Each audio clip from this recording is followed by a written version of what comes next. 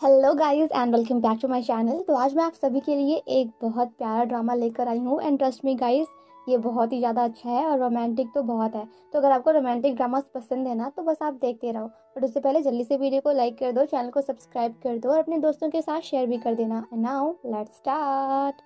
कहानी की शुरुआत में हम हमारे हीरो जिंगचन को देखते हैं, जो कि इस शहर का सबसे अमीर आदमी है और अपने हुओ फैमिली का इकलौता वारिस। वो गेट नॉक करता है तो उसकी वाइफ शाओ, जिससे वो बिल्कुल भी प्यार नहीं करता, गेट खोलती है और मन में सोचती है कि आज ये यहाँ क्या कर रहा है। हमारी शादी को 3 साल हो गए पर ये कभी भी मेरे रूम नहीं आया, तो फिर ये आज यहाँ क्या कर रहा है? क्या इसे याद आ गया कि आज हमारी वेडिंग एनिवर्सरी है? जिंगचन कहता है जल्दी से अपने कपड़े पहनो क्योंकि मुझे तुमसे कुछ बात करनी है। वो मन में सोचती है कि आखिर मैं कपड़े क्यों पहनूं, जबकि बाद में तो तुम उन्हें उतार ही दोगे। वो जिंगचन को हक करते हुए कहती है टाइम वेस्ट करना बंद करो और जो भी कहना है जल्दी कहो, मेरे पास टाइम नहीं है। इतना कहकर वो उसे किस करती है, तो जिंगचन भी उसे पकड़कर किस करने लगता है। शाओ मन में सोचती है कि हमारी शादी को 3 साल हो गए पर इसने कभी भी मुझे टच नहीं किया, पर लगता है आज ये मुझे अपना लेगा। मगर तभी जिंगचन रुक जाता है। शाओ कहती है क्या हुआ, तुम रुक क्यों गए? वो कहता है मुझे तुमसे डाइवोर्स चाहिए क्योंकि वो वापस आ रही है। वो कहती है अगर तुम्हें मुझे डाइवोर्स ही देना था तो तुम ये सब क्या कर रहे थे? वो कहता है मैं वही कर रहा था जो तुम हमेशा से चाहती थी। तुम चाहती थी ना कि मैं तुमसे प्यार करूं, तो मैंने तुम्हें थोड़ा सा प्यार कर दिया। लेकिन अगर तुम इससे भी ज्यादा चाहती हो तो जल्दी से डाइवोर्स पेपर पर साइन कर दो। मैं आज रात तुम्हें सब कुछ देने को तैयार हूँ। शाह उसे थप्पड़ मारते हुए कहती है तुम्हें क्या लगता है मुझसे डाइवोर्स लेना इतना ज्यादा आसान है? डाइवोर्स के साथ साथ मुझे 50 मिलियन पैसे चाहिए, वो भी कैश में। शन कहता है मुझे तो पहले से ही पता था कि तुम ऐसी लड़की हो।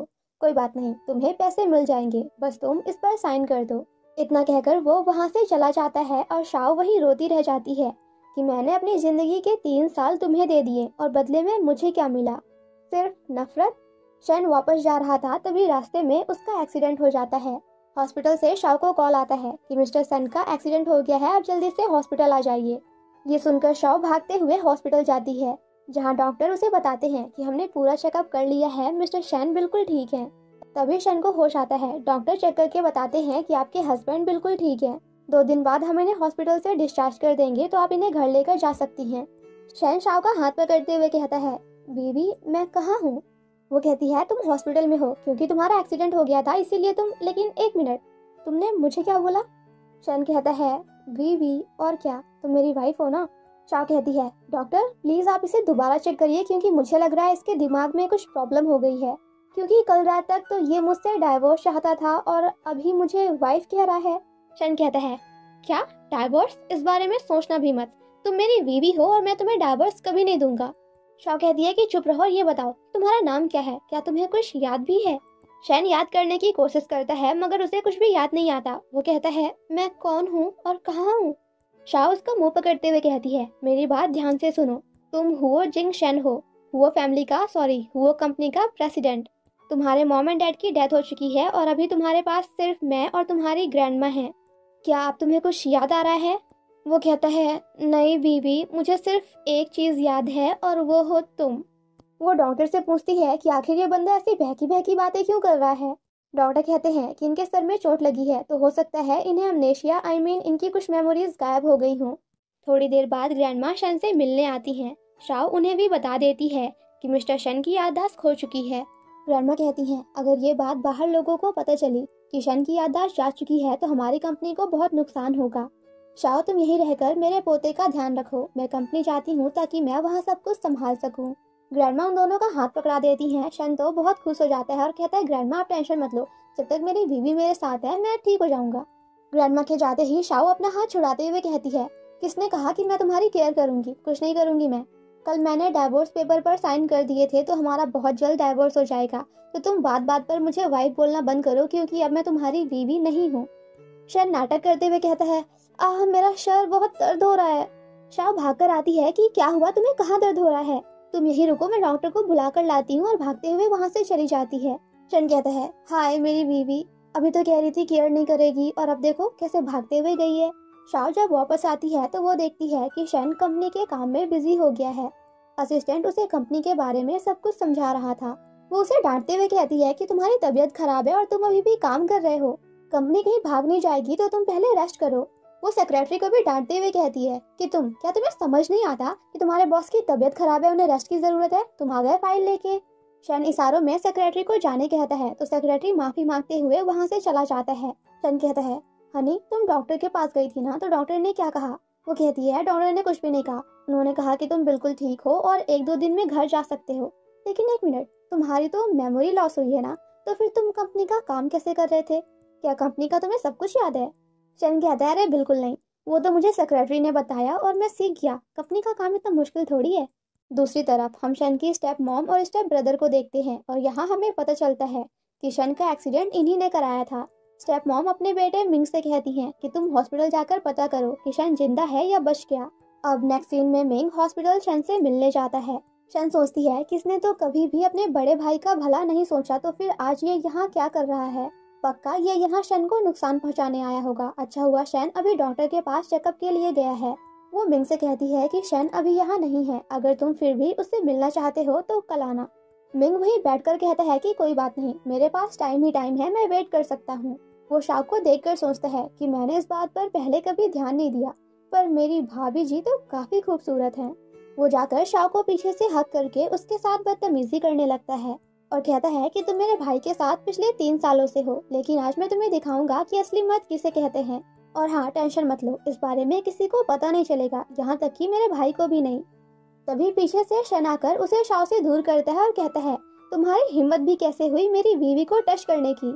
मिंग झूठ बोलते हुए कहता है कि भाभी ने मुझे सेड्यूस किया था, उसने कहा कि उसने कभी मर्द नहीं देखे। शन उसे लात मारते हुए कहता है, अगर आगे तूने एक शब्द और बोला तो मैं तुझे जिंदा नहीं छोड़ूंगा। वो वहाँ से भाग जाता है। शाओ कहती है, तुम्हें मुझ पे भरोसा तो है ना, मुझ पे भरोसा करो, मैंने कुछ भी नहीं किया। शन उसे हक करते हुए कहता है, मुझे तुम पे पूरा भरोसा है। अब नेक्स्ट सीन में जिंगचैन हॉस्पिटल से डिस्चार्ज होकर घर वापस आ जाता है। रात में वो पिलो लेकर शाओ का रूम नॉक करता है तो वो कहती है, तुम यहाँ क्या कर रहे हो? वो कहता है, तुम्हारा हस्बैंड हूँ तो तुम्हारे साथ सोने आया हूँ और क्या।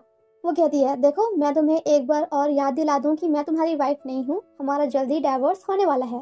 फ्लैशबैक में हमें दिखाया जाता है कि जब इन दोनों की नई नई शादी हुई थी तो जिंगचैन ने शाओ से कहा था कि मैंने तुमसे शादी सिर्फ और सिर्फ अपनी ग्रैंडमा की वजह से किया है, इसलिए तुम मुझसे कुछ भी उम्मीद मत रखना, हमारे बीच वो कुछ भी नहीं होगा जो नॉर्मल हस्बैंड एंड वाइफ्स के बीच होता है, क्योंकि मैं तुमसे प्यार नहीं करता। और हाँ, ये रूम तुम्हारा है जिसमें आज के बाद मैं कभी नहीं आऊंगा। इतना कहकर वो वहाँ से चला जाता है। शाओ गेट बंद करने लगती है तो जिंगचैन अपना हाथ बीच में कर देता है और नाटक करते हुए चिल्लाने लगता है कि मेरे हाथ पे चोट लग गई। शाओ परेशान हो जाती है कि क्या हो गया तुम्हें, तुम ठीक तो हो ना? वो जानबूझकर उसके ऊपर गिरते हुए कहता है कि वाइफ तुमने मेरा हाथ तोड़ दिया, चलो अब कंपनसेशन दो। वो कहती है, तो बताओ क्या करना होगा मुझे? शन कहता है, कुछ नहीं, बस मेरे साथ बेड पर चलो। जिसके बाद वो उसे रोमांटिक स्टाइल में घुमाते हुए गेट बंद कर लेता है। मेड कॉल करके ग्रैंडमा को बता देती है कि क्या आपको पता है आज पहली बार दोनों साथ में सो रहे हैं। ये सुनकर तो ग्रैंडमा बहुत खुश हो जाती हैं कि चलो कम से कम शन के एक्सीडेंट से कुछ फायदा तो हुआ, अब लगता है मुझे मेरा पर पोता बहुत जल्दी मिलने वाला है।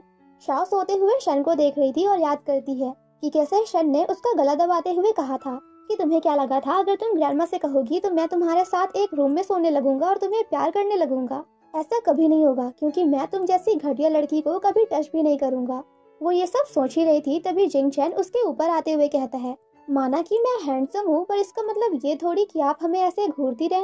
वो कहती है, किसने कहा कि मैं तुम्हें देख रही थी? वो बस मुझे नींद नहीं आ रही थी तो मेरी आंखें खुली थी, मैं तुम्हें देख नहीं रही थी। जिंगचैन उसके करीब जाते हुए कहता है, तो क्या मैं कुछ करूं जिससे तुम्हें जल्दी नींद आ जाए? शाओ उसे दूर करती है तो वो कहता है, देखो बीवी, वैसे मेरा मन तो बहुत कुछ करने का है पर अभी मैं कुछ कर नहीं सकता क्योंकि मैं बीमार हूँ। बस एक बार मैं ठीक हो जाऊं फिर तुम देखना। वो उसे दूर कर देती है तो जिंगचैन उसके गाल पर किस करके कहता है, जल्दी सो जाओ, रात बहुत हो गई है। शाओ खुद से कहती है, आखिर मुझे क्या हो रहा है, मेरा दिल इतना जोर जोर से क्यों धड़क रहा है? मॉर्निंग में सेक्रेटरी जिंगचैन को बताता है कि आपने जो कहा था मैंने वो सब कुछ कर दिया है, हमने आपके भाई मिंग के हाथ से कंपनी के सभी प्रोडक्ट्स छीन लिए हैं। वो वापस आकर शाओ से कहता है, क्या बात है, आप मेड के साथ बहुत खुश होकर बात कर रही थी। वो कहती है, कुछ भी नहीं, मैंने उनसे कहा कि वो रात का खाना ना बनाए क्योंकि मुझे आने में लेट हो जाएगा, क्योंकि मैं अपने दोस्तों से मिलने जा रही हूँ। जिंगचैन उसे अपना ब्लैक कार्ड देते हुए कहता है कि आपको जो भी चाहिए होगा इससे खरीद लीजिएगा। फिर वो उसके फोrehead पे किस करके वहाँ से चला जाता है, ये कहते हुए कि मैं कंपनी जा रहा हूँ, आपके लिए और पैसे कमाने, आप बस खर्च करो। उसकी ऐसी हरकतें देखकर शॉ भी सोचती है कि ये लड़का पागल हो गया है क्या। कल तक जो बंदा मुझे 1 रुपए न दे वो आज पूरा कार्ड दे के गया है।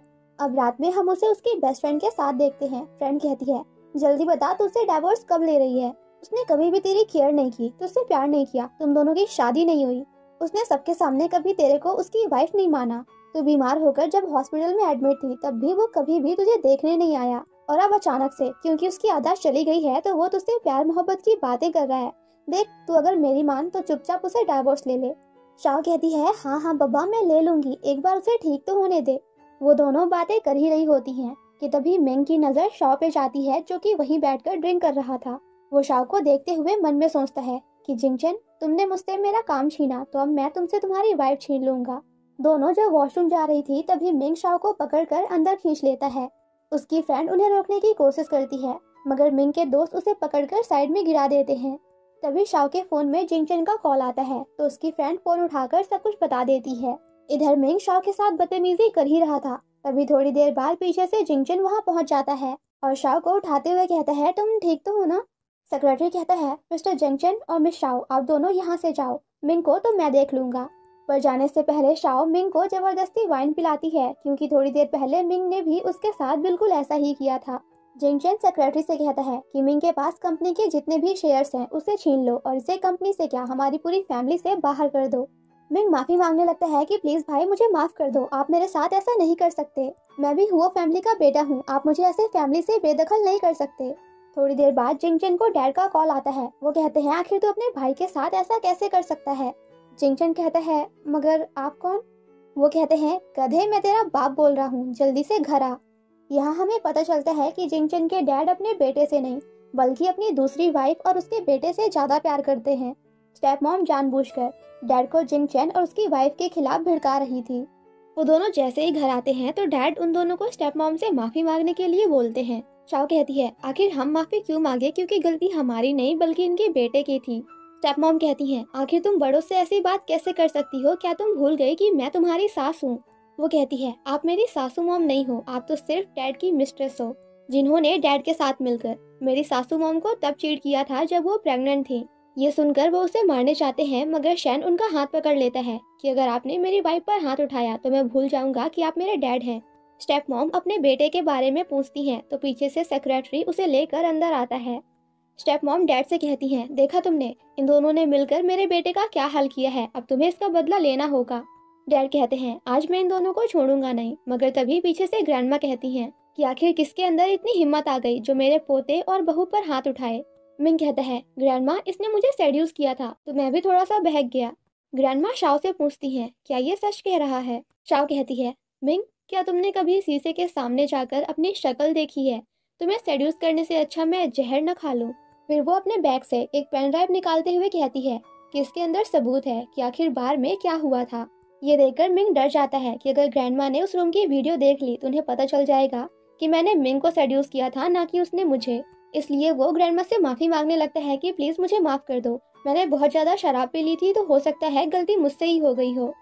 ग्रैंडमा को मिंग के ऊपर बहुत गुस्सा आता है और वो कहती हैं, मैं आज की आज मिंग को साउथ अफ्रीका भिजवा दूंगी, वो यहाँ नहीं रहेगा और जब तक मैं और जिनचेंग इसे वापस ना बुलाएं ये वापस नहीं आ सकता। जिसके बाद वो शाओ से कहती हैं, मुझे पता है मिंग ने तुम्हारे साथ गलत किया है, इसीलिए कंपनसेशन के तौर पे आज से मैं तुम्हें कंपनी के 5% शेयर्स दे रही हूँ। ग्रैंडमा के जाने के बाद शाओ उन सभी को पेन ड्राइव वाला वीडियो दिखाती है जिसमें बाहर की सीसीटीवी फुटेज नहीं बल्कि एक प्यारी सी कैट होती है। वो कहती है, कैट बहुत क्यूट है ना। फ्लैशबैक में दिखाया जाता है कि शाओ को ये पेन ड्राइव शन ने दी थी और कहा था ये फेक है, मगर फिर भी अगर तुम इसे मिंग को दिखाओगी तो वो अपनी गलती मान लेगा क्योंकि गलती उसी की थी। प्रेजेंट में मिंग कहता है, इसका मतलब तुमने मुझे बेवकूफ बनाया। वो उसे मारने चाहता है मगर शैन सामने आ जाता है तो वो रुक जाता है। अब रात में जिंगचन के फोन पर किसी का कॉल आ रहा था। शाओ उसे बताती है तो वो चिल्लाते हुए कहता है, वाइफ मैं नहा रहा हूँ तो तुम खुद ही उठा लो। वो उठाती है तो एक लड़की कहती है, जिंगचन मैं वापस आ गई हूँ। शाओ कहती है, जिस व्यक्ति से आप संपर्क करना चाहते हैं वो नहा रहे हैं, जब वो वापस आएंगे तो मैं उन्हें बता दूंगी।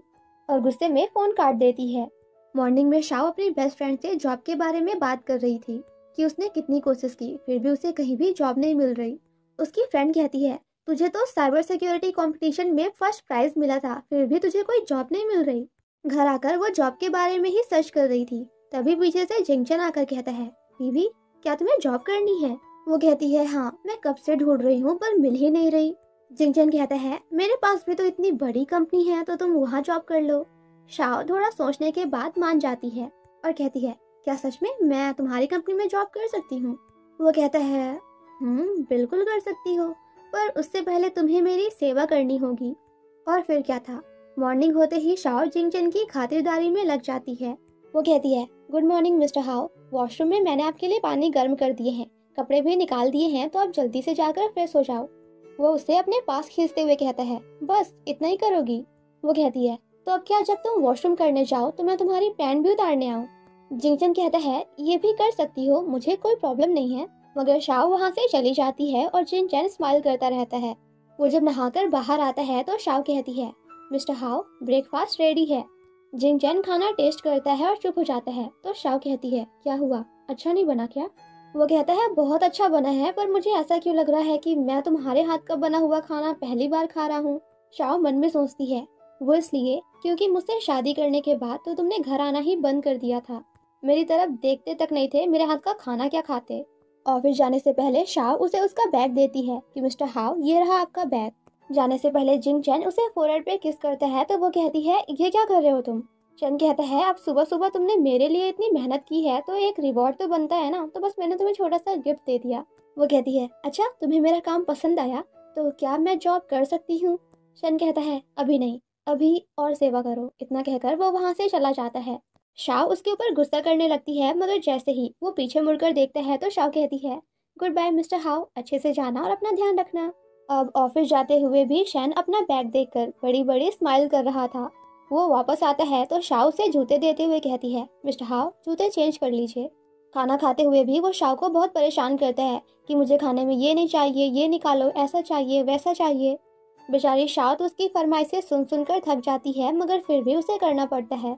अब पूरा दिन काम कर करके शाओ बहुत थक गई थी। जैसे ही जिंगचैन अंदर आता है तो वो उससे नाराज होकर बेड पर लेट जाती है। वो कहता है, बीवी क्या तुम मुझे इग्नोर कर रही हो या मुझसे गुस्सा हो? वैसे मैं तो तुम्हें यहाँ ये बताने आया था कि तुम मंडे से काम पर आ सकती हो। शाओ तो बहुत एक्साइटेड हो जाती है और कहती है, क्या तुम सच कह रहे हो? वो कहता है, बिल्कुल। वो जल्दी से उसे बेड पर बिठाती है और उसके हाथ से टॉवल लेते हुए कहती है, मिस्टर हाओ मेरे रहते हुए आप इतना मुश्किल काम बालों को सुखाना खुद से करेंगे? लाइए मैं कर देती हूँ। अब नेक्स्ट सीन में शैन अपने एक दोस्त के साथ बैठकर ड्रिंक कर रहा था। तभी उसे शाओ का कॉल आता है। वो कहती है, तुम कहाँ हो, मैं कब से तुम्हारा वेट कर रही हूँ, घर कब आओगे? वो नाटक करते हुए कहता है, बीवी मैंने बहुत ज्यादा ड्रिंक कर ली है और ड्राइव नहीं कर सकता, प्लीज क्या तुम मुझे लेने आ सकती हो? तभी वहाँ एक लड़की आकर कहती है, जिंगचैन मैं वापस आ गई। वेल गाइस, ये इस ड्रामा की सेकंड फीमेल लीड है जिसका नाम है जिया और ये जियांग फैमिली की बेटी है। जिया उसे हक कर लेती है तो शैन उसे दूर करते हुए कहता है, मिस जिया प्लीज आप मुझसे दूर रहिए, मैं शादीशुदा हूँ और मेरी एक पत्नी है जिससे मैं बहुत प्यार करता हूँ।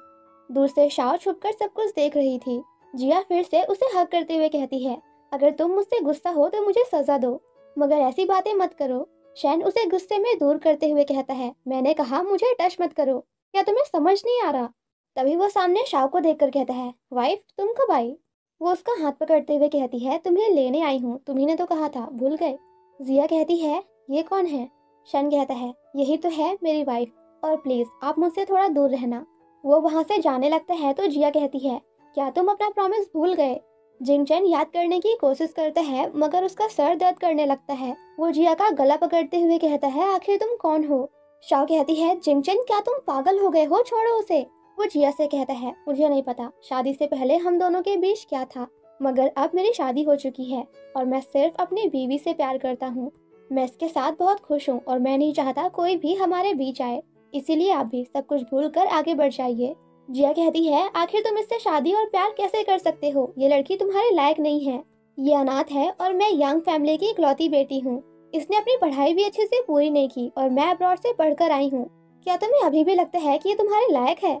शैन काफी गुस्से में कहता है, मिस जिया इस बार तो मैं आपको छोड़ रहा हूँ, लेकिन अगर आपने मेरी पत्नी के खिलाफ एक शब्द और निकाला तो मैं आपको छोड़ूंगा नहीं।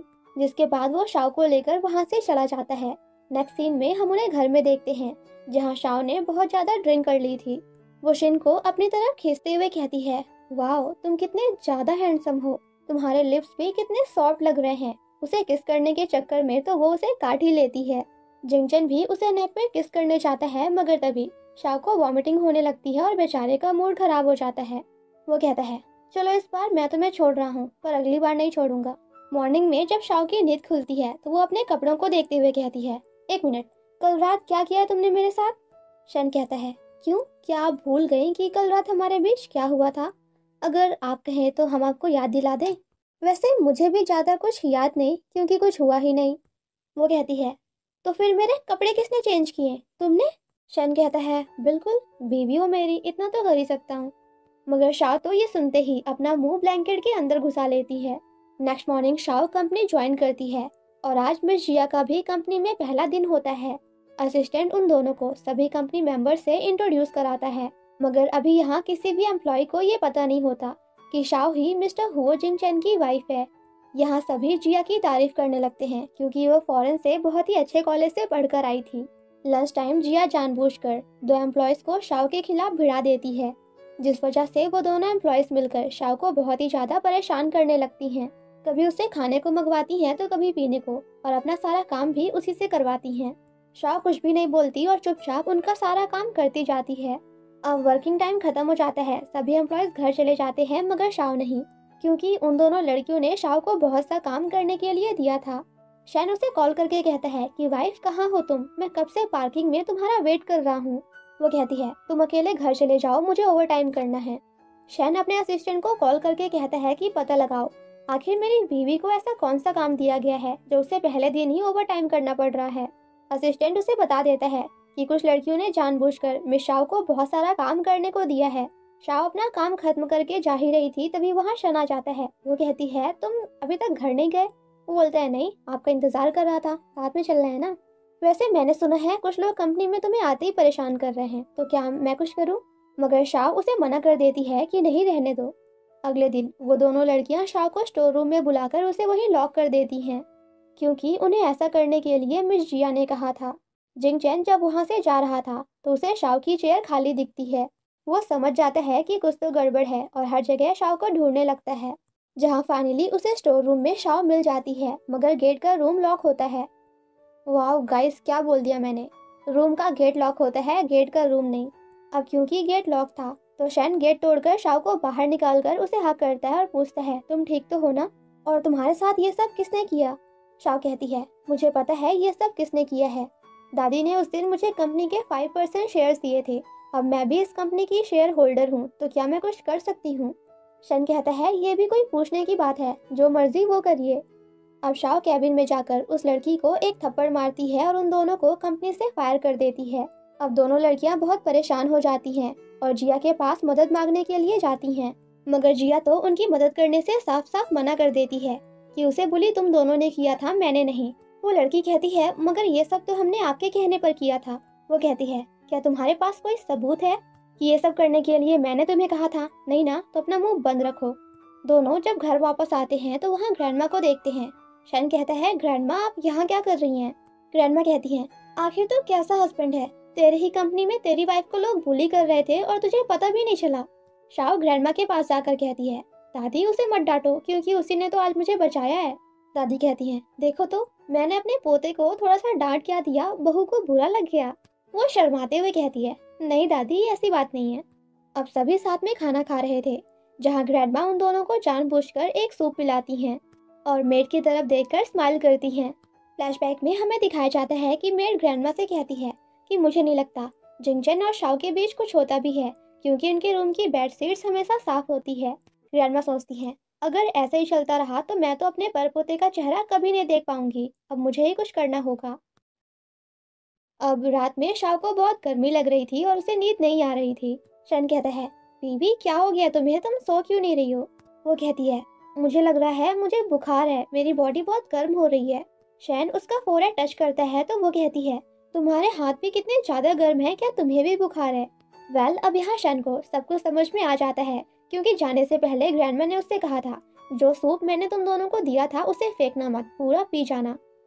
वो शाओ के क्लोज आते हुए कहता है, मुझे नहीं लगता कि तुम्हें बुखार है, तुम्हें तो कुछ और ही हो गया है, चलो मैं तुम्हारी हेल्प कर देता हूँ। जिसके बाद वो शाओ को किस करने लगता है। शाओ उसे रोकने की कोशिश करती है मगर वो कहता है, वाइफ समझा करो, मैं अब नहीं रुक सकता। वो उसे दूर करते हुए कहती है, तुम्हारी नाक से खून निकल रहा है। और इस तरह एक बार और मिस्टर हुओ जिंगशन का मूड खराब। अगले दिन कंपनी जाते हुए शाओ बार बार इसी बात को सोच सोच कर हंसे जा रही थी। वो उसे पकड़ते हुए कहता है, मुझे पता है क्यों हंस रही हो, हंसना बंद करो। फ्लैशबैक में हमें दिखाया जाता है कि शन का मूड तो कुछ और करने का था मगर बेचारा रात भर नाक में टिश्यू पेपर लगाकर बैठा हुआ था। वो फिर भी हंसे जा रही थी तो शन कहता है, मैंने कहा हंसना बंद करो। कंपनी पहुंचकर शाओ जाने लगती है तो शन उसे रोकते हुए कहता है, बीवी आज रात क्या हम घर जल्दी चल सकते हैं।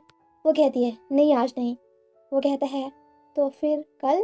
वो कहती है, कल भी नहीं, अब तुम्हें पूरे 1 हफ्ते तक वेट करना होगा। नेक्स्ट सीन हम कंपनी का देखते हैं जहाँ शाओ बहुत परेशान होती है क्योंकि पीरियड क्रैम्प्स की वजह से उसका पेट बहुत दुख रहा था।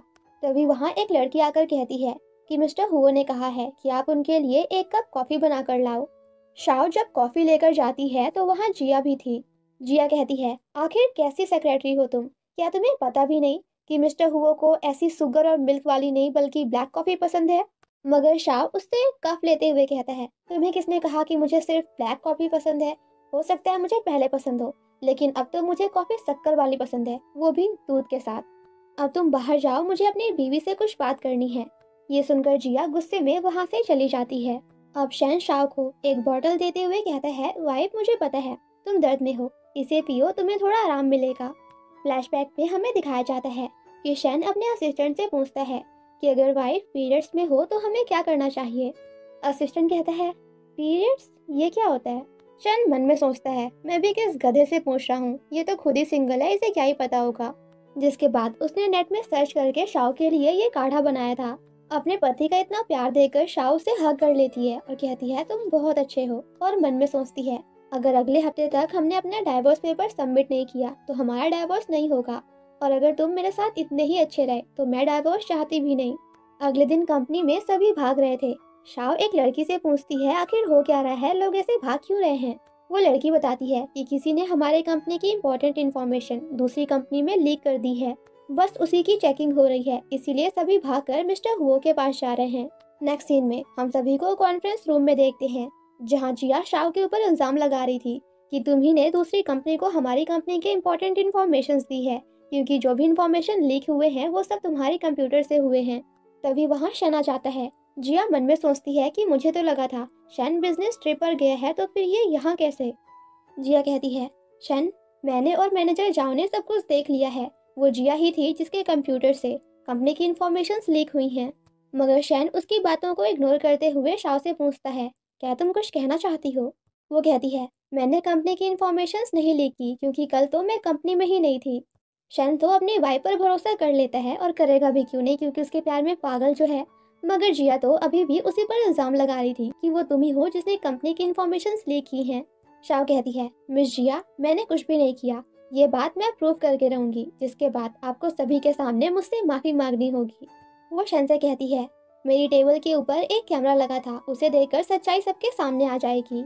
शन असिस्टेंट को जाकर सीसीटीवी फुटेज लाने को कहता है, मगर तभी वहाँ टेक्निकल डिपार्टमेंट का हेड आकर बताता है कि हमें सीसीटीवी फुटेज नहीं मिली, क्योंकि कल किसी ने कंपनी के सभी कैमरास को हैक कर लिया था। हमने रिकवर करने की बहुत कोशिश की मगर हो नहीं पाया। ये सुनकर शन को बहुत गुस्सा आता है कि तुम लोग किसी काम के नहीं। जिया शाओ से कहती है, मैंने सुना है तुमने कंप्यूटर साइंस की स्टडी की है और साइबर सिक्योरिटी कंपटीशन में पहला प्राइज भी जीता था। इतना सुनते ही शाओ टेक्निकल डिपार्टमेंट के हेड से लैपटॉप लेकर सीसीटीवी फुटेजेस रिकवर करने की कोशिश करती है। जिया मन में सोचती है कि तुम कुछ भी नहीं कर पाओगी, क्योंकि मैंने जिन हैकर्स को हायर किया था वो चाइना के टॉप हैकर्स थे। आज तो तुम्हें कंपनी से बाहर जाने से कोई नहीं रोक सकता। लेकिन तभी थोड़ी देर बाद शाओ पूरा डाटा रिकवर कर लेती है। जिया कहती है, आखिर ऐसा कैसे हो सकता है, जो काम कंपनी के टेक्निकल डिपार्टमेंट नहीं कर पाए वो तुमने कर लिया। शाओ कहती है, बिल्कुल मिस जिया, क्योंकि हार के जीतने वाले को बाजीगर कहते हैं और मैं हूँ बाजीगरनी। फाइनली सीसीटीवी की रिकॉर्डिंग देखकर सभी को पता चल जाता है कि शाओ ने कुछ भी नहीं किया, इवन वो तो कल कंपनी में आई भी नहीं थी।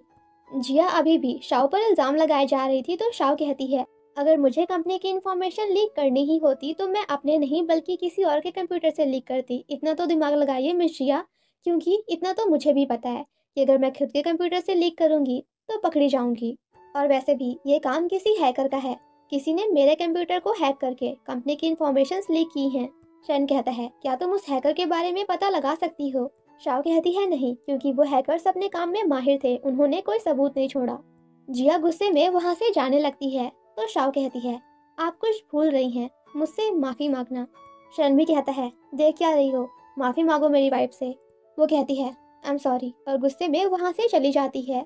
अब शाओ ऑफिस में बैठी होती है, तभी उसे मैसेज आता है। वो मन में सोचती है, आज फाइनली मेरा और जिंगचन का डाइवोर्स कैंसिल हो जाएगा।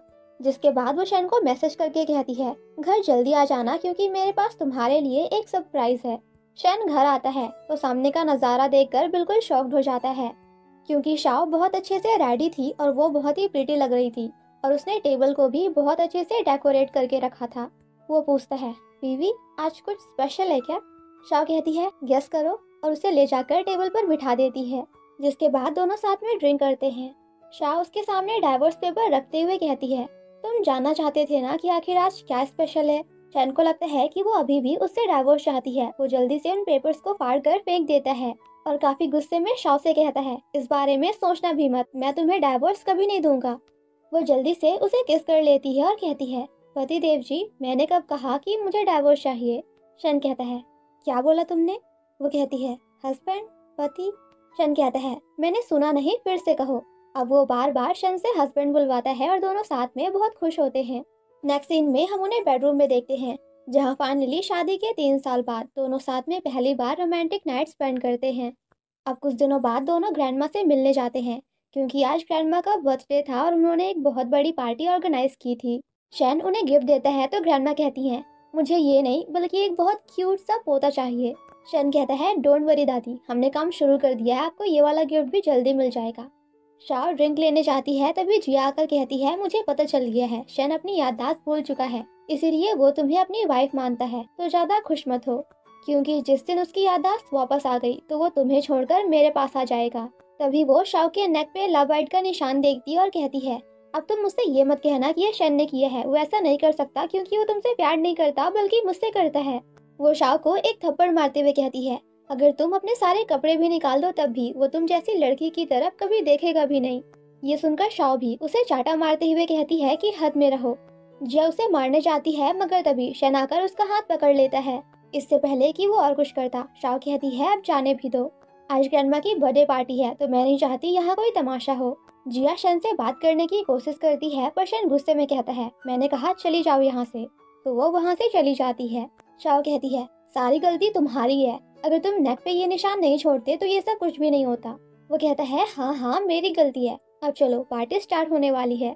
अब ग्रैंडमा सभी के सामने शाओ को इंट्रोड्यूस कराती हैं कि ये मेरी बहू और मेरे पोते हुओ जिंग शन की वाइफ है, इसलिए आज मैं इसे अपने खानदान की पुश्तैनी अंगूठी देने जा रही हूँ जो मुझे मेरी सास ने दिया था और उन्हें उनकी सास ने। ये देखकर स्टेप मॉम सभी के सामने तमाशा करके वो अंगूठी लेने की कोशिश करती हैं, मगर ग्रैंडमा उन्हें ये अंगूठी देने से साफ साफ मना कर देती हैं, क्योंकि ये तो ग्रैंडमा को भी पता था कि स्टेप मॉम बहुत ही गिरी हुई औरत हैं। तभी वहाँ मिंग एक आदमी के साथ आता है। शाओ सेन से पूछती है, आखिर वो कौन है? मैंने आज से पहले तो इन्हें कभी नहीं देखा। वो बताता है कि ये मेरे ग्रैंडपा के नाजायज बेटे हैं जो फॉरेन में रहते थे, वो कभी भी चाइना नहीं आए, इसीलिए तुमने इन्हें कभी देखा नहीं। अंकल आकर कहते हैं, मॉम आप 80 इयर्स की होने वाले हो, आपने बर्थडे पार्टी रखी है और मुझे बुलाया तक नहीं, पर फिर भी देखो आपका बेटा आपसे कितना प्यार करता है कि बिना बुलाए ही आ गया। इसके बाद वो शन से कहते हैं कि आई एम सॉरी, मैं तुम्हारी शादी में नहीं आ पाया। वैसे क्या ये तुम्हारी वाइफ है? काफी खूबसूरत है। तभी तो तुम्हारा भाई मिंग फॉरेन में रहते हुए भी दिन में इसे 4 बार याद करता था। मिंग कहता है, देखा अंकल, मैंने कहा था ना मेरी भाभी बहुत खूबसूरत है। वो धीरे धीरे शाओ की बेइज्जती करने लगता है तो शन कहता है, अगर तुम नहीं चाहते कि मैं तुम्हें अभी यहाँ से बाहर फिकवा दूँ तो मुंह बंद कर लो। अब नेक्स्ट सीन में जिया और मिंग आपस में बात कर रहे थे। जिया कहती है, मैंने सब कुछ अरेंज कर दिया है, जो तुम्हें चाहिए वो तुम्हें रूम नंबर 909 में मिल जाएगी और जो मुझे चाहिए वो रूम नंबर 606 में। शाओ सब कुछ सुन लेती है और छिपकर उन दोनों का वीडियो बना लेती है और जल्दी से रूम में आकर शन को भी सब कुछ दिखा देती है। शन कहता है, इन दोनों की दोस्ती कब हो गई और ये वीडियो तुम्हें कहाँ से मिला? वो कहती है, पति देव जी मैंने खुद बनाया है, ये छोड़ो एक और वीडियो देखो। शन जब देखता है तो वीडियो में जिया दो वाइन की ग्लास में नशे की गोलियां मिला रही थी। वो कहती है कि ये जिया और मिंग का प्लान था कि ये हम दोनों को नशे की हालत में दो अलग अलग रूम में छोड़ देंगे, मगर मैं भी तुम्हारी वाइफ हूँ, बहुत स्मार्ट हूँ। मैंने ग्लास ही चेंज कर दी और नशे वाले वाइन दोनों खुद ही पी गए। अब यहाँ रणवीर सब कुछ समझ जाता है। वो कहता है, वीडियो के हिसाब से तो जिया को रूम नंबर 606 में आना चाहिए ताकि वो मेरे साथ टाइम स्पेंड कर सके, पर वो यहाँ मतलब यहाँ तो कोई भी नहीं है। शाओ कहती है वो इसलिए क्योंकि अभी मिस जिया रूम नंबर 909 में है, क्योंकि यहाँ आने से पहले मैंने रूम नंबर 909 का साइन ऊपर करके उसे 606 बना दिया था। शन कहता है, वाह मेरी बीवी तो चालाक भी है। अब शाओ कान लगाकर सुनने लगती है कि आखिर बाहर क्या चल रहा है, मगर शन का तो कुछ और ही मूड था। वो उसके साथ रोमांस करने लगता है। वो मन में सोचती है कि मैंने वाइन की ग्लास तो चेंज कर दी थी, फिर भी इसे असर क्यों हो रहा है। शन उसके करीब जाते हुए कहता है, मैं बिल्कुल ठीक हूँ और अभी हमारे पास बहुत टाइम है, तो क्या मैं। वो कहती है, होश में आओ और मुझे सुनने दो बाहर क्या चल रहा है। मगर शन तो उसे खींचते हुए ले जाता है कि डोंट वरी वाइफ, मैं तुम्हारा ज्यादा टाइम वेस्ट नहीं करूंगा। दूसरी तरफ जिया नशे की हालत में रूम नंबर 606 में चली जाती है और थोड़ी देर बाद उसके पीछे पीछे मिंग भी आ जाता है और कहता है कि आज तो मैं तुम्हें छोड़ूंगा नहीं। थोड़ी देर बाद स्टेप मॉम वहाँ कुछ लोगों को लेकर आती है और कहती है, आज मैं आप सभी को कुछ दिखाना चाहती हूँ। आजकल के लोग इतने बेशर्म हो चुके हैं कि इधर ग्रैंडमा की पार्टी चल रही है और दूसरी तरफ ये लोग ये सब कर रहे हैं। स्टेप मॉम तो ये सोच सोच कर बहुत खुश हो रही थी कि कल न्यूज की हेडलाइंस में आएगा कि अपने ही ग्रैंडमा की बर्थडे पार्टी में उनके ही पोते मिस्टर हुओ जिंग शन ने एक पराई औरत मिस जिया के साथ नाइट स्पेंड की। मगर तभी पीछे से जंक्शन आते हुए कहता है, मैं भी देखना चाहता हूँ आखिर मेरी स्टेप मॉम क्या दिखाने वाली हैं। उसे सामने देकर तो स्टेप मॉम शॉक्ड हो जाती है कि जंक्शन तुम यहाँ क्या कर रहे हो, और अगर तुम यहाँ हो तो अंदर कौन है। चाओ कहती है, मेरी प्यारी सासू मॉम, इसका मतलब अभी तक आपको ये लग रहा था कि शन अंदर रूम में है, मगर ये तो मेरे साथ यहाँ है। चलिए अब जल्दी से गेट खोलिए, हम भी तो देखें अंदर कौन है। स्टेप मॉम मना करने लगती हैं क्योंकि उन्हें पता था कि अगर ये यहाँ है तो अंदर पक्का उनका बेटा होगा। मगर वो सभी जबरदस्ती रूम के अंदर चले जाते हैं और उन दोनों को ऐसी हालत में देख लेते हैं और उन दोनों की काफी बेइज्जती करने लगते हैं। शाओ कहती है, अब मुझे समझ आया कि आखिर मेरी प्यारी सासू मॉम हमें अंदर क्यों नहीं आने दे रही थी, उनका बेटा जो था। स्टेप मॉम उस पर चिल्लाने लगती हैं तो वो कहती है, हस्बैंड मुझे डर लग रहा है, तुम्हारी मॉम गुस्सा कर रही हैं। शन कहता है, डरो मत वाइफी, मैं हूं ना, और जब तक मैं तुम्हारे साथ हूँ कोई तुम्हें टच भी नहीं कर सकता। दरअसल ये दोनों यहाँ जानबूझकर स्टेप मॉम को चिढ़ा रहे थे, क्योंकि जो प्लान उन्होंने शन को फंसाने के लिए बनाया था उसमें उनका बेटा ही फंस गया। तभी थोड़ी देर बाद वहाँ ग्रैंडमा भी आ जाती हैं। अब नेक्स्ट सीन में सभी फैमिली मेंबर्स बैठे होते हैं। वो शन से पूछती हैं, तुम बताओ आखिर क्या हुआ था। शाओ कहती है, ग्रैंडमा ये सब कुछ मैंने किया था। ये सुनकर सभी शॉक्ड हो जाते हैं। वो आगे कहती है कि ये सब मैंने खुद को और अपने हस्बैंड को बचाने के लिए किया। इस फोन में सारा सबूत है, आप एक बार इसे देखेंगी तो सब खुद ब खुद ही समझ जाएंगी। ग्रैंडमा वो वीडियो देख लेती हैं और उन्हें भी सब कुछ पता चल जाता है। जिया कहती है, ये लड़की झूठ बोल रही है क्योंकि ये वीडियो फेक है। शैन उसे नशे की गोलियों का पैकेज दिखाते हुए कहता है, ये वही है जिसे तुमने वाइन में मिलाई थी और इसके ऊपर तुम्हारे हाथ के फिंगरप्रिंट्स भी मिले हैं। तो क्या तुम्हें अभी भी लगता है कि ये वीडियो फेक है। जिया उससे माफी मांगने लगती है कि प्लीज शैन मुझे माफ कर दो, मैंने ये सब बस तुम्हें पाने के लिए किया क्योंकि मैं तुमसे प्यार करती हूँ। वो कहती है, क्या प्यार। तुमने मिंग के साथ मिलकर अपने ही प्यार को फंसाने की कोशिश की ताकि पूरे समाज के सामने उसकी इज्जत मिट्टी में मिल जाए और तुम इसे प्यार कहती हो। ये प्यार नहीं बल्कि पागलपन है। प्यार का मतलब ये नहीं कि तुम किसी भी हद तक चली जाओ उसे पाने के लिए। अगर वो किसी और के साथ खुश है तो तुम उसे छोड़ दो। जिया कहती है, अगर ऐसी बात है तो तुम शैन को क्यों नहीं छोड़ देती, क्योंकि वो मुझसे प्यार करता है। शाओ जिनचिन का हाथ पकड़ते हुए कहती है, ये इंसान है, कोई सामान नहीं जो मैं इसे तुम्हें दे दूं। इसने सबके सामने मुझे चूज किया है, तुम्हें नहीं। इसने मेरा हाथ पकड़ा है जिसे मैं कभी नहीं छोड़ने वाली। अब शैन बॉडीगार्ड्स को बुलाकर कहता है, मिंग को यहाँ से ले जाओ और इसके दोनों हाथ पैर तोड़ दो। और रही बात मिस जिया आपकी, तो आपको अपने पैसों पर बहुत घमंड है ना, तो आज मैं आपका सारा घमंड चूर चूर कर देता हूँ। जिसके बाद वो अनाउंस करता है कि आज के बाद हमारी कंपनी यंग फैमिली के साथ कोई भी काम नहीं करेगी और उनके सारे कॉन्ट्रैक्ट्स कैंसिल कर देता है। ये सुनकर जिया शन से माफी मांगती है, मगर शन कुछ नहीं कहता। ये देखकर वो शाओ से माफी मांगने जाती है, मगर शाओ भी उसकी कोई मदद नहीं करती। जिया के पेरेंट्स को जब इस बारे में पता चलता है तो वो भी उस पर बहुत गुस्सा करते हैं कि तुमने हमें कहीं मुंह दिखाने लायक नहीं छोड़ा, और उसे घर से बेदखल करके वहाँ से चले जाते हैं। तभी पीछे से अंकल आकर जिया से कहते हैं, आपको नहीं लगता जिसने आपके साथ ये सब कुछ किया है, जिसकी वजह से आज आपकी हालत ऐसी हो गई है, आपको उससे बदला लेना चाहिए। बदला क्या, मैं तो कहता हूँ आप उसे जान से ही मार दो। मॉर्निंग में जब शाओ मार्केट से सामान लेकर घर वापस जा रही थी, तो जिया अपनी कार से उसका एक्सीडेंट करने जाती है, मगर तभी उसे बचाने के लिए शन सामने आ जाता है और उसका एक्सीडेंट हो जाता है। शाओ भागते हुए उसके पास जाती है और कहती है, तुम ठीक तो हो ना? वो कहता है, हाँ वाइफ, मैं बिल्कुल ठीक हूँ, अब तुम रोना बंद करो। नेक्स्ट सीन में हम सभी को हॉस्पिटल में देखते हैं, जहाँ डॉक्टर आकर उन्हें बताते हैं कि पेशेंट बिल्कुल ठीक है, उनकी सर्जरी सक्सेसफुल थी, मगर अभी तक उन्हें होश नहीं आया। कुछ दिन ऐसे ही बीत जाते हैं, मगर शन को होश नहीं आता क्योंकि वो कोमा में चला गया था। शाओ दिन रात उसके उठने का इंतजार करती है और उसकी केयर करती है। तभी वहाँ ग्रैंडमा आकर उसे घर जाने के लिए कहती हैं कि जाओ तुम जाकर रेस्ट करो, तब तक मैं शन का ध्यान रखूंगी। मगर शाओ जाने से मना कर देती है और ग्रैंडमा से कंपनी के बारे में पूछती है। फ्लैशबैक में हमें दिखाया जाता है कि कंपनी के कुछ शेयर होल्डर्स ग्रैंडमा से कह रहे थे कि अगर ऐसा ही चलता रहा तो बहुत जल्द हमारी कंपनी बर्बाद हो जाएगी। अगर मिस्टर हुगो ठीक नहीं हो रहे हैं तो आपको जल्द से जल्द कंपनी का प्रेसिडेंट किसी और को बना देना चाहिए। ग्रैंडमा मना करती हैं कि मेरे बेटे ने इस कंपनी में कितनी मेहनत की है, और अब क्योंकि वो हॉस्पिटल में है तो मैं प्रेसिडेंट किसी और को बना दूं, ऐसा कभी नहीं होगा। मगर शेयर होल्डर्स ये कहते हैं कि कल हमने मीटिंग 10 बजे की रखी है, आप आ जाइएगा, वरना हम खुद ही नया प्रेसिडेंट डिसाइड कर लेंगे। शाओ ग्रैंडमा से कहती है कि शन की ये हालत मेरी वजह से हुई है, तो अब कंपनी की रिस्पॉन्सिबिलिटी मैं उठाऊंगी। कल मैं भी आपके साथ शेयर होल्डर मीटिंग में चलूंगी।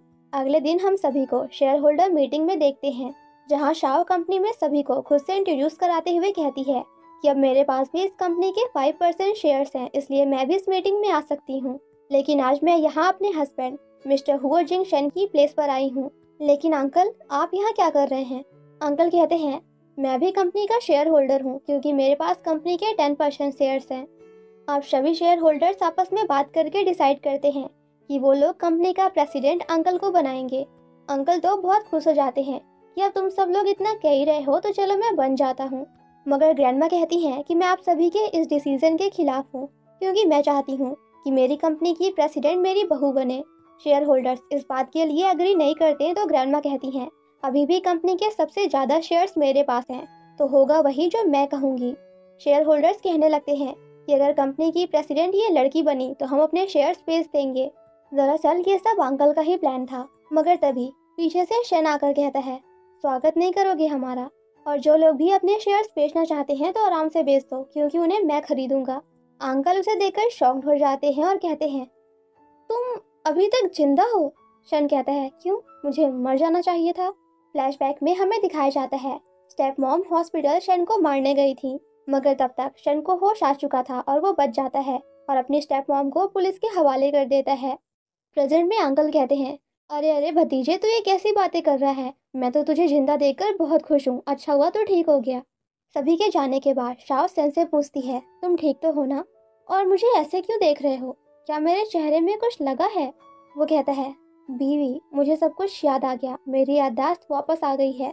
ये सुनकर शाओ पहले तो बहुत खुश होती है, पर देन सैड हो जाती है और कहती है, क्या सच में तुम्हें सब कुछ याद आ गया? तब तो तुम्हें ये भी याद आ गया होगा कि तुम मुझसे डाइवोर्स लेना चाहते थे।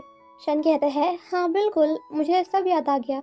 अब रात में शाओ अपनी बेस्ट फ्रेंड के साथ बैठकर बार में ड्रिंक कर रही थी, क्योंकि उसे लग रहा था कि अब शन को सब कुछ याद आ गया है तो वो उसे डाइवोर्स ले लेगा। दूसरी तरफ शन बार बार उसे कॉल कर रहा था, मगर शाओ उसका फोन नहीं उठाती। शाओ की फ्रेंड उससे पूछती है, कहीं ऐसा तो नहीं कि तुम मिस्टर हुओ चिंग शन से प्यार करने लगी? ये सुनकर शाओ शन के साथ सभी पुरानी मेमोरीज को याद करते हुए कहती है, हाँ हाँ, मुझे उससे प्यार हो गया है, मैं उससे प्यार करती हूँ। उसने कुछ ज्यादा ही ड्रिंक कर लिया था, तो उसकी बेस्ट फ्रेंड और बेस्ट फ्रेंड का बॉयफ्रेंड दोनों मिलकर उसे घर ले जा रहे थे। फ्रेंड अपने बॉयफ्रेंड से कहती है, लगता है मैं अपना फोन अंदर ही भूल गई, तुम इसे संभालो, तब तक मैं फोन लेकर आती हूँ। मगर तभी वहाँ शन आकर उसे अपनी वाइफ से दूर करता है और उसे एक पंच मारता है, क्योंकि उसे लग रहा था कि वो उसकी वाइफ के साथ फ्लर्ट कर रहा था। शन कहता है, तेरी हिम्मत कैसे हुई मेरी वाइफ को टच करने की? क्या तू जिंदा नहीं रहना चाहता? शाओ कहती है, शन तुम पागल हो गए हो क्या, छोड़ो इसे। वो अपने फ्रेंड के बॉयफ्रेंड से पूछती है, तुम ठीक तो हो ना? वो कहता है, बिल्कुल नहीं, बहुत दर्द हो रहा है मुझे। ये सुनकर वो शन पे गुस्सा करने लगती है कि तुम आखिर ऐसे कैसे किसी को मार सकते हो? शन कहता है, क्या तुम्हें अंदाजा भी है कि अभी तुम कहाँ हो और यहाँ कैसे लोग रहते हैं? अगर मैं एक सेकंड भी लेट आता तो पता नहीं तुम्हारे साथ क्या हो जाता। शाव कहती है जैसे तुम समझ रहे हो ऐसा। वो कहता है मुझे कुछ भी नहीं सुनना, तुम चुपचाप यहाँ से चलो। वो जबरदस्ती उसे लेकर जाने लगता है, मगर शाव तो जाने का नाम ही नहीं ले रही थी। और जंक्शन भाई तो अलग ही लेवल का जेलस हो रखा था। वो अपनी वाइफ से कहता है मैंने कहा चुपचाप चलो यहाँ से, वरना मुझे फर्क नहीं पड़ता, मैं तुम्हें अभी इसके सामने किस कर दूंगा। नेक्स्ट मॉर्निंग शाव की आंख खुलती है तो उसे कल का फ्लैशबैक याद आता है, जहाँ वो शन से कह रही थी कि मुझे यहाँ नहीं रहना, मुझे बाहर जाना है। शन कहता है अच्छा, ताकि तुम वहाँ जाकर उस हैंडसम लड़के के साथ ड्रिंक कर सको। शाव कहती है बिल्कुल, और इस बार तो मैं ऐसे बंदों के साथ ड्रिंक करूंगी जिसके 6 नहीं बल्कि 8 पैक्स होंगे। ये सुनकर मिस्टर शन फिर से जेलस हो जाते हैं और कहते हैं क्या कहा, फिर से कहना तो। वो फिर से कहती है मैं इस बार ऐसे बंदों के साथ ड्रिंक करूंगी जिनके 6 नहीं 8 पैक्स होंगे। इतना सुनते ही शन को गुस्सा आ जाता है और वो उसे किस करने लगता है, मगर तभी हमेशा की तरह फिर से शाव को उल्टियां होने लगती हैं। ये सब याद करके बेचारी बहुत परेशान हो जाती है और चुपके से घर से भागने का डिसाइड करती है, मगर शन उसे पकड़ लेता है और कहता है कहाँ जा रही हो इतनी सुबह सुबह, 6 नहीं 8 पैक वाले हैंडसम बंदे से मिलने, चलो मैं तुम्हें छोड़ देता हूँ। शाव एक्टिंग करते हुए कहती है कि तुम ये क्या कह रहे हो, मुझे तो कुछ समझ ही नहीं आ रहा। अब कंपनी में शाव अपनी बेस्ट फ्रेंड से बात कर रही थी। वो उसे बताती है कि शन मुझसे गुस्सा हो गया है और बस मुझे इग्नोर किए जा रहा है। उसकी फ्रेंड कहती है तू कितनी पागल है, तुझे ये नहीं समझ आ रहा कि आखिर वो गुस्सा क्यों है। शाव कहती है समझ गई, कहीं वो जेलस तो नहीं हो रहा। शाव जब काम कर रही थी तो असिस्टेंट आकर कहता है मिस्टर हुओ ने कॉफी मंगाई है। दूसरी तरफ मिस्टर हुओ तो बस बेसब्री से अपनी वाइफ के आने का इंतजार कर रहे थे, मगर जैसे ही वो आती है तो वो ऐसी एक्टिंग करने लगते हैं कि जैसे काम में कितना बिजी थे। शाव उसे कॉफी देती है तो वो कहता है सेक्रेटरी हाउ, आप तो बहुत दिनों से काम कर रही है ना, तो क्या आपको पता नहीं कि मुझे ब्लैक टी पसंद है, ऐसी शक्कर और शुगर वाली नहीं, आई मीन शक्कर और मिल्क वाली नहीं। शाव कहती है ठीक है मिस्टर हुओ, मैं आपके लिए दूसरा कप लाती हूँ, बट उससे पहले आप फाइल सीधी पकड़ लीजिए क्योंकि ये उल्टी है। जिसे सुनकर शन वॉज लाइक गजब बेइज्जती है। शाव दूसरा कप लेके आती है तो वो कहता है सेक्रेटरी शाव, मेरा मूड चेंज हो गया, अब मुझे ठंडी कॉफी पीनी है, आइस्ड कॉफी प्लीज दूसरा बना के लाइए। उसकी हरकतों पे तो शाव को बहुत गुस्सा आ रहा था, बट बेचारी कुछ कर नहीं पाती। अब रात में शन शाव से पूछता है वो क्या है। वो कहती है क्यों दिखाई नहीं दे रहा, ब्लैंकेट है। शाव कहता है हाँ दिखाई तो दे रहा है कि ब्लैंकेट है, बट हमारे बिस्तर में दो दो ब्लैंकेट क्यों। वो कहती है क्योंकि आज तुमने पूरा दिन मुझे परेशान किया है और इग्नोर किया है, तो रात में भी वही करोगे, इसीलिए हम अलग अलग ब्लैंकेट में सोएंगे।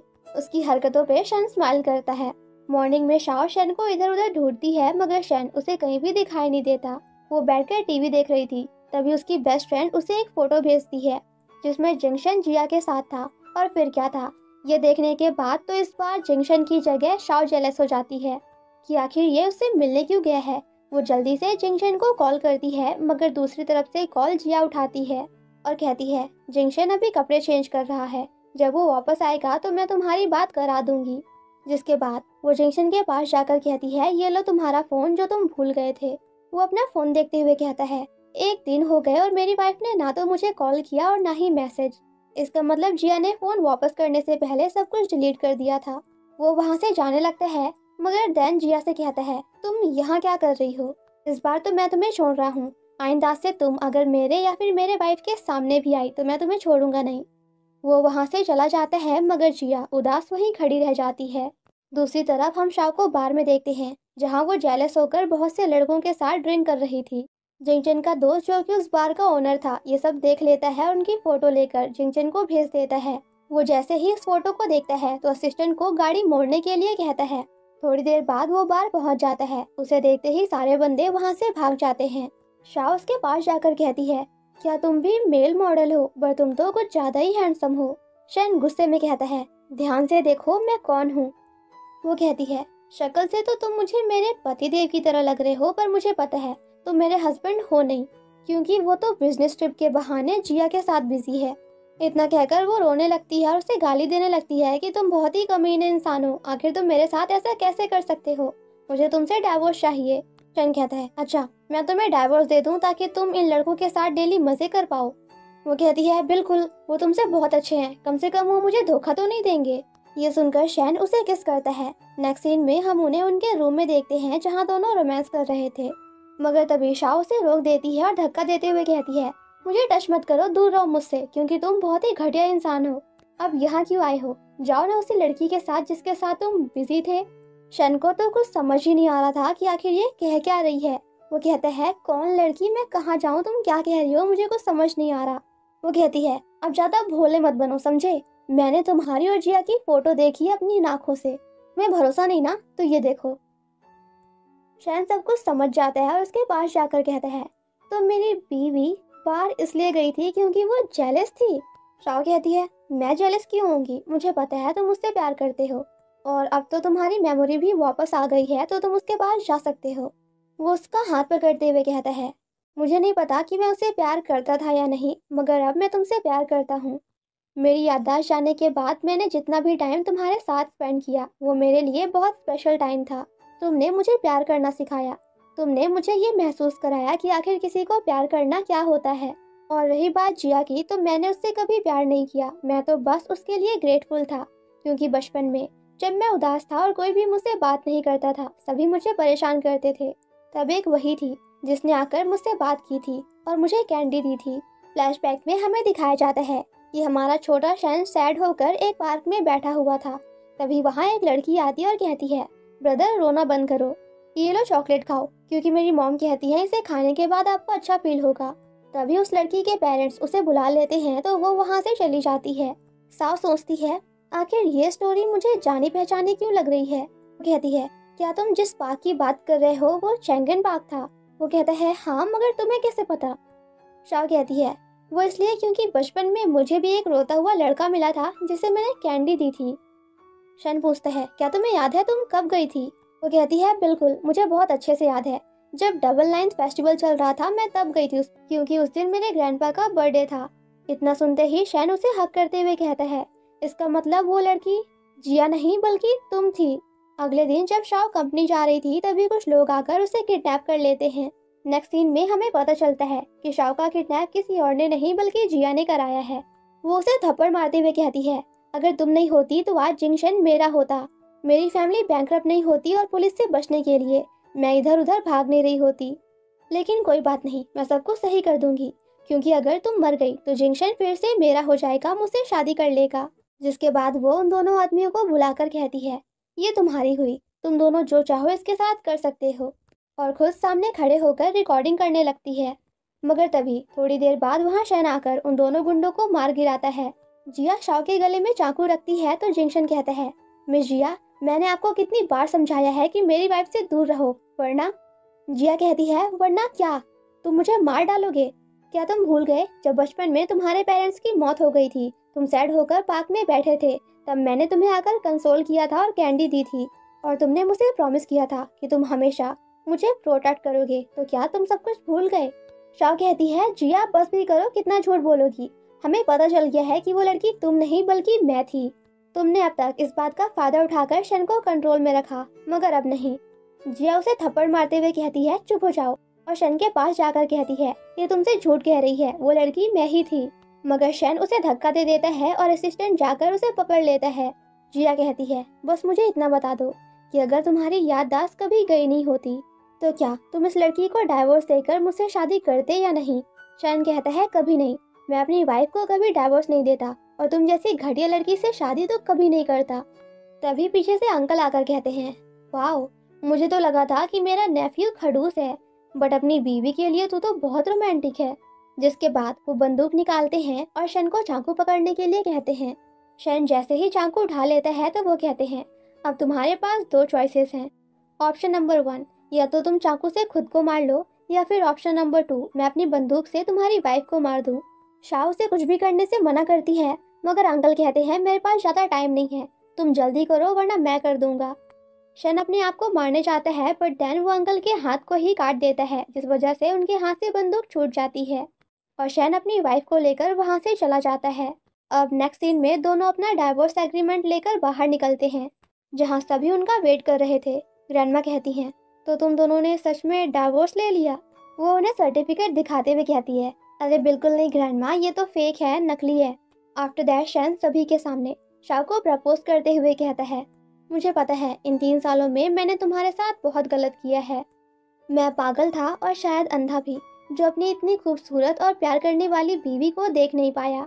अब मैं अपनी उस गलती को सुधारना चाहता हूँ और मुझे बहुत खुशी है कि मेरी याददाश्त गई और मुझे तुम्हें जानने का मौका मिला। तो क्या तुम इस बेवकूफ़ इंसान को एक चांस देना चाहोगी? बीवी, क्या तुम मुझसे शादी करोगी? सभी उन दोनों के लिए चीयर्स करने लगते हैं। शाओ अपना हाथ आगे करते हुए कहती है, बिल्कुल करूंगी। जिसके बाद शैन उसे रिंग पहनाता है एंड देन उसे किस करता है। मगर तभी हमेशा की तरह हमारी शाओ को वॉमिटिंग होने लगती है। वो कहता है, बीवी अब क्या हो गया तुम्हें? इस बार तो तुमने ड्रिंक भी नहीं किया था। वो चुपके से उसे बताती है कि मैं प्रेग्नेंट हूँ। ये सुनकर वो बहुत खुश हो जाता है कि वाह, मतलब मैं डैड बनने वाला हूँ। और ग्रैंडमा तो ये सुनकर उससे भी ज्यादा खुश हो जाती हैं कि फाइनली मेरा परपोता आने वाला है। वो सभी साथ में बहुत हैप्पी होते हैं। दोनों एक दूसरे को आई लव यू बोलकर हक करते हैं और इसी के साथ ये ड्रामा यहीं पे खत्म हो जाता है। तो गाइस कमेंट करके बताओ आपको ड्रामा कैसा लगा। Thank you so much for watching my explanation. Stay safe and healthy. Bye.